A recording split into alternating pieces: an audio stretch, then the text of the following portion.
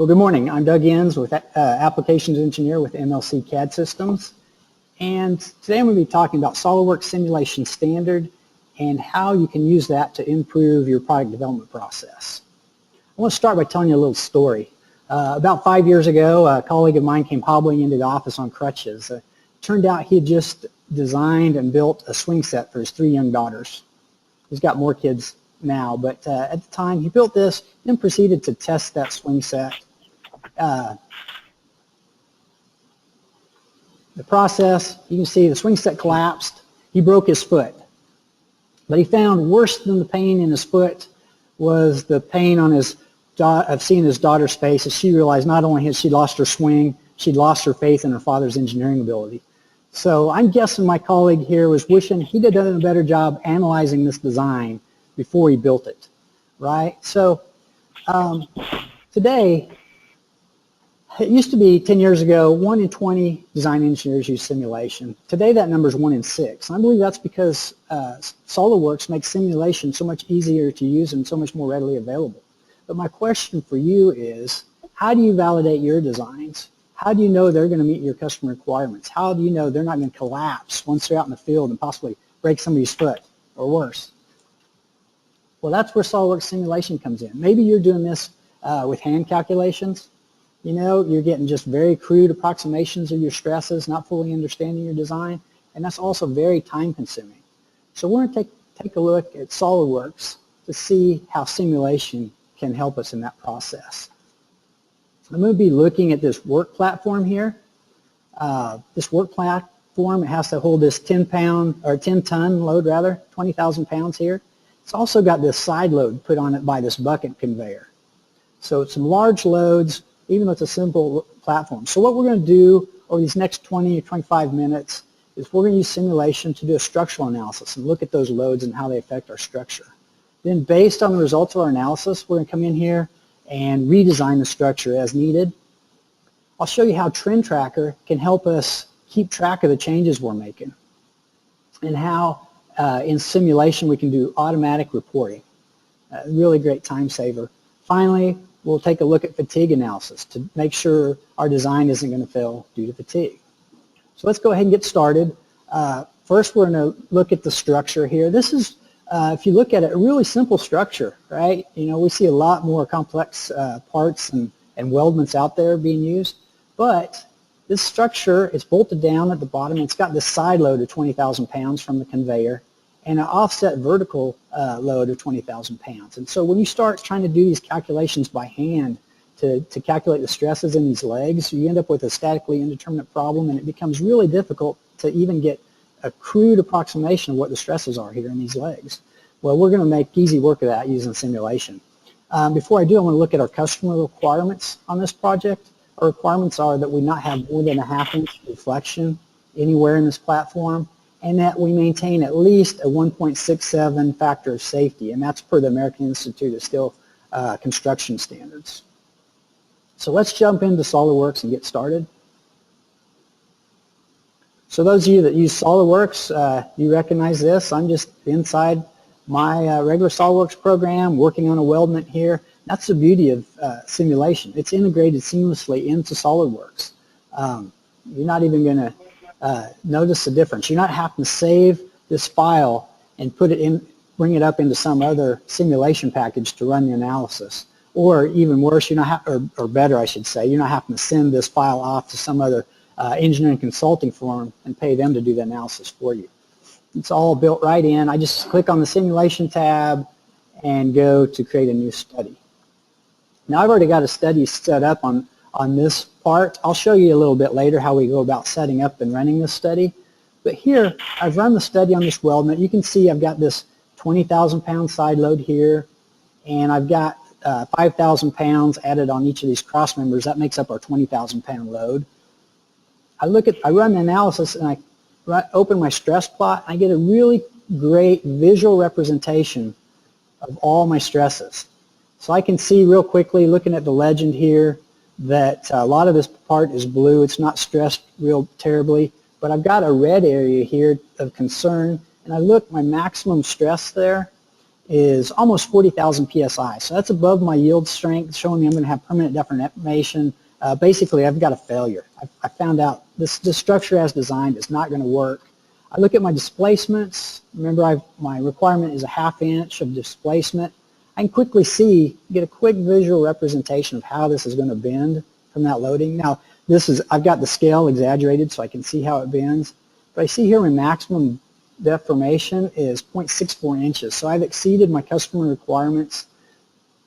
If I look at my factor of safety plot, my minimum factor of safety is 0.91, so that's below my 1.67 minimum. So bad news is my design has failed. But the great news is I've caught it here in the design stage. I'm not finding out about this failure after I send it out to the shop floor, or even worse, sending it to my customer and the product fails out in the field. So I found it right here while I'm in SOLIDWORKS. So the big benefit with simulation inside of SOLIDWORKS, it's integrated right into our CAD package and allows us to find the mistakes before they happen. That's the key, rather than finding out the hard way later. Okay, so we understand we've got our design doesn't meet customer requirements, and I've been designing products for nearly 30 years, and seldom is there a time where I don't have to come back after running an analysis and redesign my part. One of the real strengths of SOLIDWORKS is it makes modifying our design so easy. We're going to see here in just a minute how easy we can modify the design and then rerun the analysis. So just keep in mind, here's our customer requirements again. That's what we're shooting to achieve. That's our task. We're going to go back, modify this design. Again, I mentioned I had not left my software. I'll just go over to the Model tab. Here's my weldment design. I'm going to go look at this outer structure you see highlighted in orange. It was built with W6 by 16 sections, or those are like a W section I-beam. And I'm just going to edit that. In my weldment package, for those of you who aren't familiar with it, it comes with a full library of structural profiles. I can just select here. I've got all types of aluminum angles, steel angles, tubing, pipe, whatever I want. I'm going to just stay with my W section I-beam and just go to a larger size. So this profiles library is keeping me from having to dig through a structural steel catalog, getting all my dimensions. I'm just going to go, I'm using the 6 by 16 now. I'm just going to choose a little bit larger size. I'll choose a W8 by 21 and make that change. The changes occur so quickly that if it turns out that's still not a big enough beam, I'll just come back and I'll change it again. I'm going to go back to my analysis. I've got to edit my design or my joints, just recalculate them, recalculate the joint location since my beam sizes have changed, and I'll rerun this analysis. And even on my laptop here, it's going to run in just a few seconds here, and I'll see my new results here. I can see now my maximum stress is gone down from about 40 down to about 21,000 psi, so now I'm below my yield strength. So that's great news. My displacement, remember it needs to be a 1/2 inch. Oh, it's only 0.28 inches, so I'm well within my customer requirements. My factor of safety, again, really good visual representation of where my problems areas are. My lowest factor of safety shown up here in red, it's right at 1.67, so I'm right at the requirement. But something else I can notice here, I wouldn't notice this if I had just a bunch of numbers, a bunch of data showing to look at, but I see this visual plot of my factor of safety, and I can see these cross members are all in blue. So that's telling me their factor of safety is at least 4 or more, so maybe these are a little bit under-designed. So while I'm here working on this, I'm going to go ahead and just edit those. I'll change that from 5-inch tubing. Let's make it 3-inch tubing. Let's see, that's 3.5. There we go. We'll go 3-inch tubing, and if it turns out that's too small, I'll just come back and make that change again. I'm going to edit those joint groups and rerun the study. It's that easy to make the change, rerun the study, and we keep doing that until we optimize our design. So now my stress, it's still below the yield strength. My displacement went up a little bit, but I'm still well below that 1/2 inch requirement, so I'm good here. My factor of safety is above 1.67 minimum. Yes, it's 1.85, so I'm happy with this design, and I've even taken some weight out. So By using the capability of redesign and rerunning the simulation in SOLIDWORKS, I'm able to optimize my designs for performance and cost. I've optimized it for performance, so now it meets my customer requirements, and I've also optimized it for cost. I've taken weight out of it, so now it's lighter than it used to be.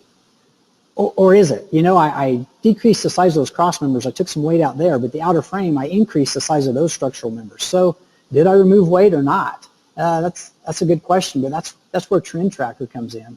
So in Simulation Standard, we have the ability to track those changes. Let's go back to SOLIDWORKS and take a look. If I look right here, I've got this Trend Tracker. I can come and look at the trend in my changes. I can track those changes. Let's look at our minimum factor of safety. So here was my baseline study. This was my original design that I ran first.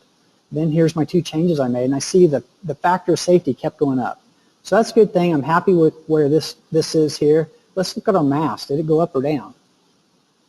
Well, I increased the size of those outer structural members, so of course our mass went up, but then it actually dropped down when we changed those 7 cross members, made them smaller. So we've actually dropped our weight by it looks like about 150 kilograms. So it's like 350 pounds. That's about $300 in steel, material costs that we've just removed out of this product in just a few minutes here. And we're able to quickly see that with our Trend Tracker. Now I'm done. I've got the results. I'm happy with my design. Now either my boss or my customer is going to ask me for a report, right? Typically on a structural project like this, your customer is going to require a report that shows the loading and stressing in all these members, and whether, you know, what your displacements are and all that. And it could take, even though you already have the results, to compile all that into a report, that could easily take you a full day or more to write that report. In SOLIDWORKS, however, I just click on that report button, select all the things I want to include in the report, type any notes. I can add my name here. I can type in my company name, whatever I want to do, add these other things, and then I just hit publish. Now, it cranks on that for about a minute and it generates a report. I've already got this one open. You can see here I've got in a matter of about a minute, I create a 19-page report here. Just going to scroll through this. I'm not going to go into detail. There's a couple blank pages, but then it starts giving me all the details of the analysis. 19 pages of information that would have taken me forever. Here's my fixturing information, my load information, my mesh up there. Then I start getting to it where here's all my stress results. Here's the stresses in each member of that structure. But basically, really quickly, I'm generating a very detailed report showing me all my results plots. And pretty much all I have to do is come down here at the bottom, type in my conclusion, and I'm ready to send that off to my customer or to my boss, whatever the case may be.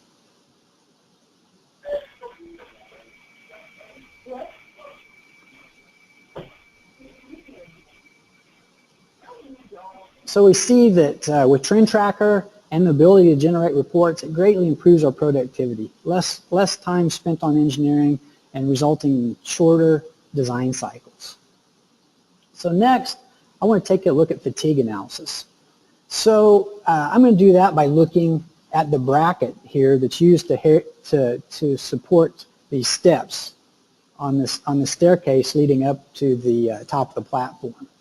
Now, say we've got a 300-pound guy walking up and down those steps. He's applying a 150-pound load to each bracket, and that's not a lot. But over the course of the day, if he goes up and down those steps 4 times an hour for 24 hours a day, 250 days a year for 20 years, of course he's no longer going to weigh 300 pounds, but we're going to assume that he does that. We want to know, can that bracket withstand that repeated loading over and over? That's where fatigue analysis comes in. And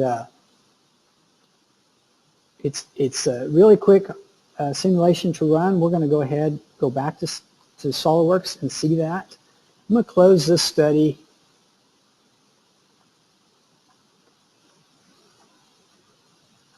I'm going to open up our stair bracket. So there's our bracket. It's a ductile iron cast bracket. And I mentioned I was going to show you how to set up a study. It's really easy to do. I'm just going to, on my simulation tab. Just going to say run a new study. I select the type of study that I want. In this case, I'm doing a static study first. Later, we'll come down here and do a fatigue study. So when I set up a study, I basically need to do three things. I need to apply a material, apply the fixtures to tell SOLIDWORKS how this part is held in place, and then apply my loads. So I'm going to start by looking at applying my material.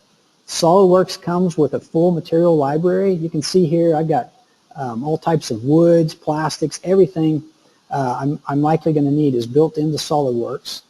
I'm going to select my ductile iron. That's what I'm using here. And when I do that, it pulls in all my material properties. So that's saving me from digging out my materials handbook, looking for materials, and then hand typing all this information in and trying not to make a mistake there, or searching the web and hoping you're getting accurate information. We just select it inside there. Now, with SOLIDWORKS Simulation Standard, we also have access, and also Professional and Premium, we have access to the SOLIDWORKS Materials web portal. I just click here, that takes me onto the web, and I've got even more materials that I can choose from. I just select them and automatically download them to SOLIDWORKS. In this case, like I said, we're sticking with the ductile iron. We apply that to our material. Next, we add our fixtures. Now this is bolted here at these mounting holes, so we're going to tell SOLIDWORKS we don't want those holes to move. And then I add my loads. We're going to add a force here to the top of this. Those two top surfaces where our tread plate sits. And we're going to make that 150 pounds total.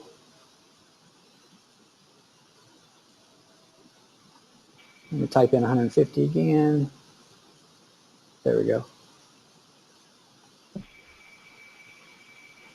Now we're just ready. We right-click that and run the study. It's as simple as that to set up that study.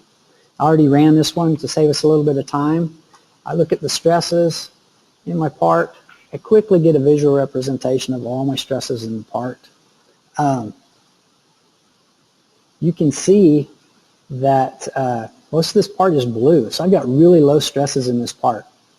In fact, I've got a red area here where my maximum stress here is, but even then, my stress is only 47,000 psi, which is below my yield strength. So that's telling me this part isn't even coming close to failure. But that is after applying this load only one time. That's what this static study did. It applied that 150-pound load one time. Well, we've got that guy going up and down the stairs, right? So he's gonna potentially apply that 150-pound load 500,000 times. So we want to know, can this bracket withstand that? And that's where a fatigue study comes in. For a fatigue study, the primary thing I have to do is define the event type. Let me come in here. I'm going to tell SOLIDWORKS simulation to apply the load that we used in our previous static study, that 150 pounds, and we're going to apply it 500,000 times. I just enter that information. I run my study. I look at my results. This is what we call a damage plot. So this is our first result plot. It basically tells us what percentage of the useful life of this product has been used up. And if we look, most all this is blue, so it's even after the 500,000 cycles, we've got a lot of usage left in this part, right? But if we look here in that area that was our high stress, we look at it, it's used up 238% of our useful life. So that's telling me I've got the potential for a fatigue failure here in this bracket. Let's further look at this other plot, this life plot. It's going to tell me how many cycles SOLIDWORKS predicts until failure of this part. Now again, most of this part is blue in this plot, telling me that it can withstand 35 million cycles, so basically infinite life for this bracket. But if we look in that high stress area, it can handle only 210,000 cycles, and we want it to last for 20 years. We want it to handle 500,000 cycles. This is telling me that after 210,000 cycles, or maybe about 8 or 9 years, this part is potentially going to fail due to fatigue. Okay, so that's not good, but we'd rather find out now in a few minutes of running the study rather than finding out 8 or 9 years from now when all of our staircases that are out in the field start failing due to fatigue. Okay, and the way we're able to do that is by running a simple fatigue analysis. So fatigue analysis saves us a lot of time to try to to approximate that with hand calculations would take a lot of engineering time. It speeds it up. More importantly, probably, it reduces our liability because we're finding out we've got a potential fatigue problem that we can go correct just by probably adding the increase in the size of the fillet around that rib. We can correct that real easy rather than finding out 8 years from now that we had a problem. So just to kind of recap some of the benefits of using SOLIDWORKS simulation, we find our mistakes before they happen. Kind of harped on that, but it's very important. We're able to optimize our designs for performance and cost. We optimize them for performance. Now we know they meet our customer requirements. We optimize them for cost because we're able to take weight out of our product. We reduced engineering time and reduced our liability. Overall, we shortened our design cycle, and this all allows us to sleep better at night, knowing that our products are not going to fail once we send them out to the shop floor or worse, out to our customers. So hopefully, as I've been talking about SOLIDWORKS simulation, you've had some time to think about how this could improve your processes, your product development cycle. But SOLIDWORKS simulation has been around for a long time. You've got thousands and thousands of users and lots of proven results. Just to look at a few, Sanjel Corporation, according to them, they reduced their design time by 40% and cut development costs by 25%.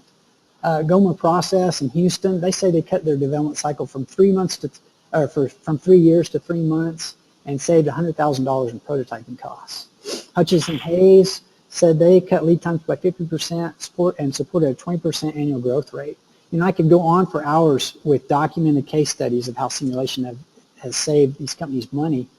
But even if you had results half this large, I think you could see what this could do to your improve your product development process and the effect it'd have on your bottom line. So first, I'd like to thank you all for listening.